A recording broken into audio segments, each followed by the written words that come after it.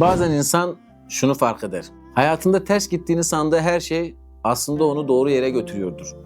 Kaybettiğin bir fırsat, gerçekleşmeyen bir plan, yarım kalan bir hayal. O gün sana yıkım gibi gelir ama yıllar sonra dönüp bakarsın ve dersin ki iyi ki olmamış. Çünkü insan her istediğinin hayır olmadığını, her kaybın da zarar olmadığını zamanla öğrenir.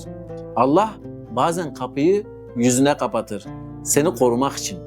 Bazen yolunu keser, seni kurtarmak için. Ters gidiyor sandığın şeyler düz gidiyorsa belki de hayat seni olması gereken yere taşıyordur. Mesele sabredecek kadar güvenebilmek alemlerin sahibine. Ki unutma, bazen Zat-ı Zülcelal vel İkram senin cehaletini mazur görür ve sana istediğini vermeyerek seni korur. Ezan da üzerine okudu kardeşim. Selam ile.